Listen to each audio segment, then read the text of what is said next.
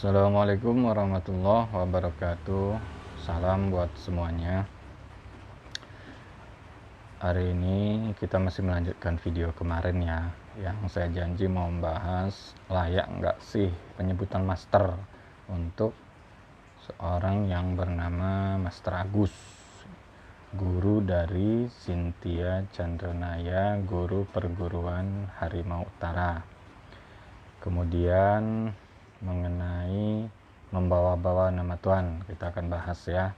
Ini dari kacamata kita orang awam saja, tapi ya orang awam yang mau berpikir deh gitu.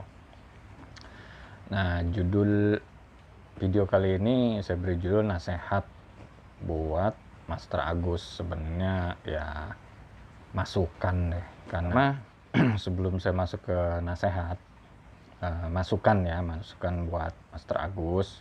Walau bagaimanapun beliau adalah saudara kita sesama bangsa Indonesia.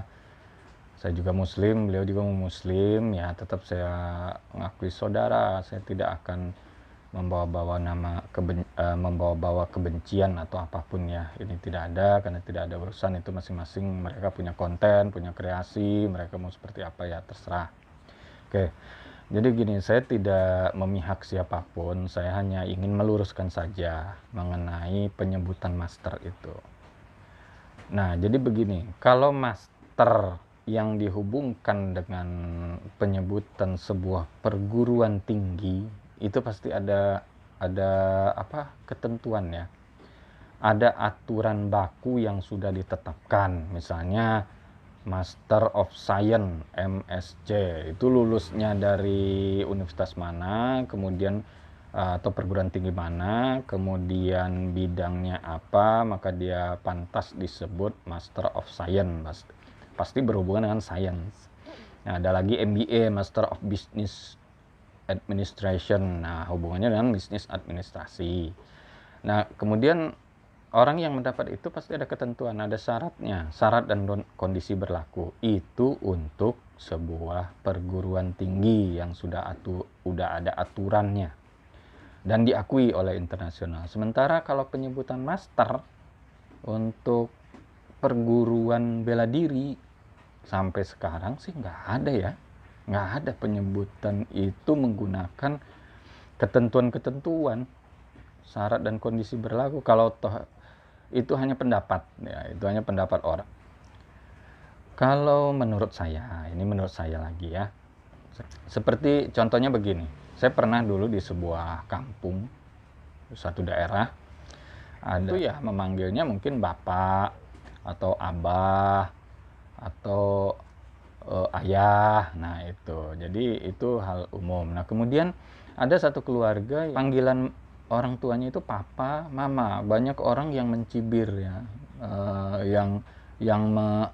di belakang ya, tapi tidak di depan orang tersebut mengatakannya. Mereka hanya ngomong di belakang bahwa katanya, ih orang udah miskin, orang kampung lagi. Emang kenapa sih? Iyalah, itu kan biasa untuk di kota sono, kalau di sini ya kampung, ngapain pakai papa mama. Loh, emangnya ada aturannya kalau papa mama itu sebutan untuk orang kaya misalnya, atau orang kota misalnya? Ya enggak kan. Nah itu sama dengan master. Penyebutan master sebenarnya kalau yang saya lihat adalah penyebutan sang murid itu ya, master ya, khususnya tentang Master Agus ini ya. Penyebutan si murid di Harimau Utara, khususnya yang sering di channel itu ya Cynthia Chandranaya, memanggil gurunya master. Nggak ada masalah kan? Iya, nggak ada masalah. Mau dia panggil master kayak, mau dia panggil profesor kayak, mau dia panggil apa kayak gitu. Ya sah-sah aja gitu. Kenapa kita harus ribut?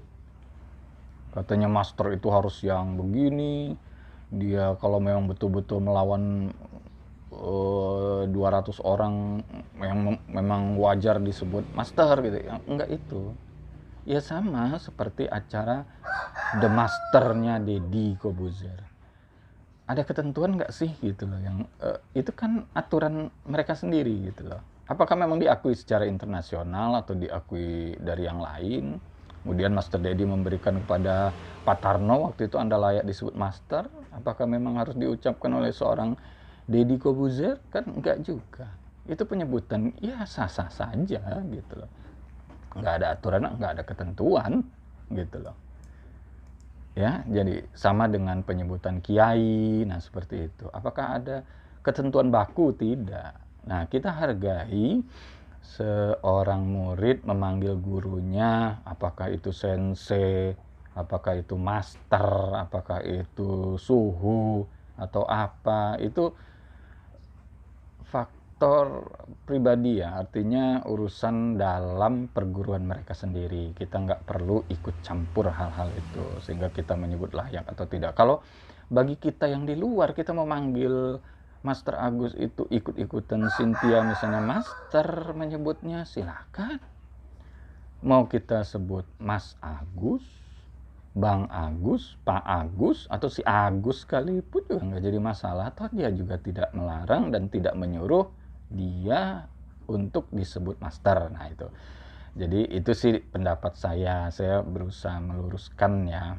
Ya, jadi kalau yang saya amatin itu sih seperti itu. Jadi tidak ada penyebutan baku untuk seorang master di bela diri. Bisa saja ada master diadu kok kalah, nggak jadi masalah orang yang nyebut master dia muridnya kok. Masalah dia tarung kemudian kalah, katanya dalam bela diri itu ada kalah ada menang, masa iya menang semua. Ada cerita lucu nih, cerita teman saya orang Aceh, katanya orang Aceh itu ini hanya sekedar jokes ya, bukan menyudutkan satu Sarah ya, saya tidak meinikan Sarah, ini hanya sebuah candaan saja. Jadi kata teman saya itu waktu itu ada orang saya lupa nama persatuan sepak bola Aceh itu dengan Medan ya. Kalau Medan PSMS saya apa, kalau Aceh saya lupa. Waktu itu bertanding. Nah kemudian Aceh dalam pertandingan itu Medan menang 3-1. Tapi kata orang Aceh begini, sama-sama menang, tidak ada yang kalah. Aceh menang 1, Medan menang 3. Nah itu seperti itu.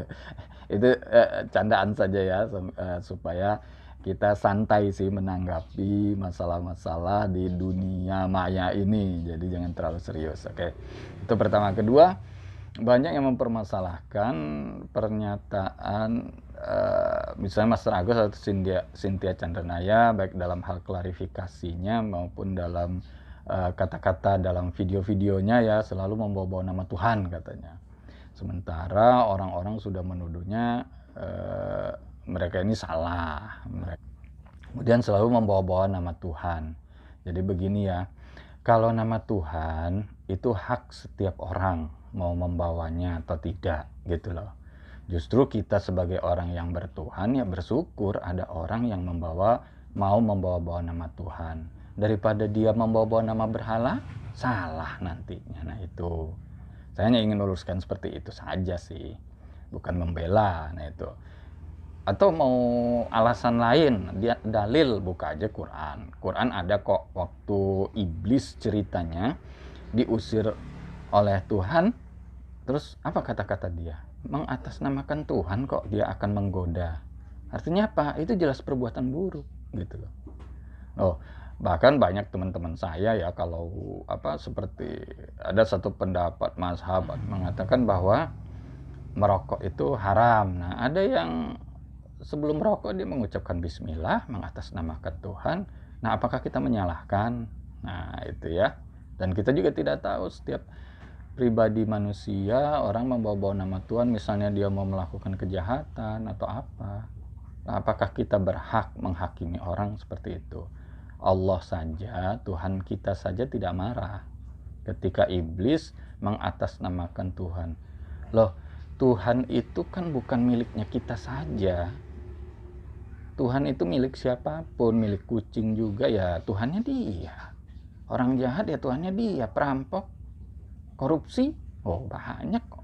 Ini sih hanya ingin meluruskan. Jadi itu tidak ada kepentingan saya untuk membela atau menyalahkan siapapun, tidak. Itu hanya pendapat netral ya. Nah, seperti itu. Jadi kita melihat segala sesuatu itu berusahalah kita untuk tetap lurus, netral ya, tidak berpihak ke sana kemari. Di dalam dunia bela diri itu memang ada dari dulu sampai dengan zaman sekarang yang namanya pertunjukan, show ya, pertunjukan-pertunjukan itu pasti ada. Yang namanya pertunjukan pasti pamer. Kalau sekarang dihubungkan disebut atraksi ya. Atraksi itu kan attraction, berasal dari attraction, menariknya. Jadi menarik perhatian orang itu. Maksudnya apa? Orang memperlihatkan sesuatu, misalnya sebuah perguruan, memperlihatkan kalian bahwa dia bisa memotong besi dengan pukulan, dia bisa ini bisa itu, menutup mata seperti perguruan Merpati Putih ya. Maksudnya apa? Maksudnya itu adalah mereka menarik perhatian supaya orang mau ikut belajar, berguru di sebuah perguruan tersebut. Nah, ada daya tarik, maka mereka melakukan pertunjukan. Dan ini udah umum, pasti seperti itu. Pertunjukan-pertunjukan itu tujuannya arahnya ke sana. Ada juga pertunjukan seperti tentara atau seperti ilmu debus di Banten ya. Nah, kalau tentara untuk memperlihatkan bahwa betapa gagahnya, betapa perkasanya, betapa mereka hebat gitu, bukan hanya nama saja mereka ini tentara, tapi mereka juga siap secara lahir dan batin. Maka dibuktikan dengan kekuatan-kekuatan atau kesaktian-kesaktian bahasanya. Nah, sama dengan perguruan Harimau Utara, kalau mereka melakukan seperti itu, ya saya sampaikan kepada Master Agus atau Cynthia, Mbak Cynthia Chandranaya, kalau melakukan itu tujuannya apa gitu loh.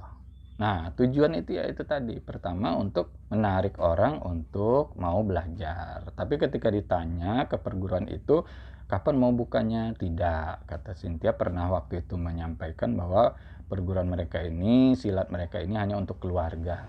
Kalau gitu buat apa gitu ya. Nah, ini kepada Master Agus sebagai seorang gurunya. Nah, kedua biasanya untuk yang tadi seperti tentara atau debus.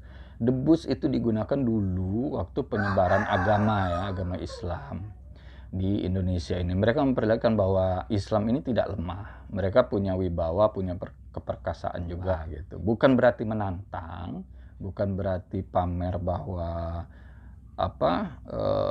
sombong dengan kesombongan, bukan.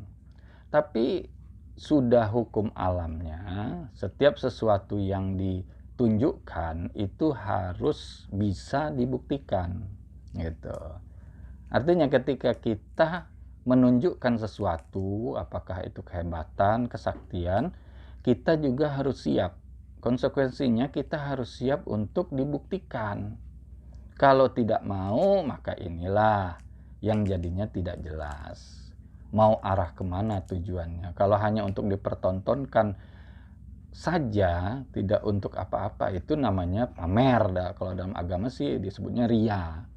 Tidak ada dasar apa-apa, hanya untuk memperlihatkan ini loh. Ujung-ujungnya nanti kesombongan, merasa hebat, merasa mampu, merasa lebih tinggi, walaupun ditutupi dengan kata-kata yang mohon maaf atau ditutupi dengan kata-kata yang manis ya, manis, menyebutkan bahwa yang lain juga lebih hebat, ini hanya apa, tapi itu sudah resiko.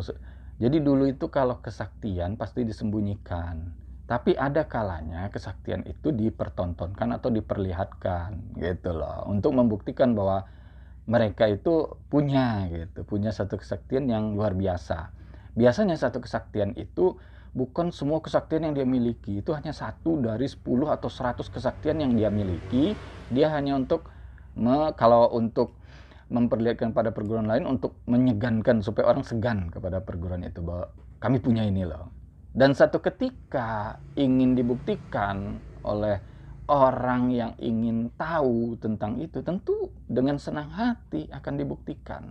Nah, yang jadi pertanyaan saya itu seperti tadi, Master Agus ini memperlihatkan kemampuan-kemampuannya, termasuk yang jadi santer sekarang itu adalah golok siluman. Tujuannya apa? Gitu loh. Kalau untuk membuka perguruan atau membuat orang mau berguru ke perguruannya silahkan. Tapi kedua, kalau tujuan untuk supaya disegani ketika ingin dibuktikan, kenapa tidak mau dibuktikan? Nah, itu yang menjadi pertanyaan. Malah menganggapnya mau percaya atau tidak, bukan seperti itu. Percaya atau tidak itu memang hak masing-masing orang, tapi dengan catatan kalau kita sudah membuktikan. Gitu loh, Mas Tragus. Jadi ini hanya sebuah masukan ya, hanya sebuah masukan dari orang yang tidak tahu apa-apa, hanya sebagai penonton. Kalau mau diterima, kalau tidak ya tidak apa-apa. Baik, itu saja. Assalamualaikum warahmatullahi wabarakatuh.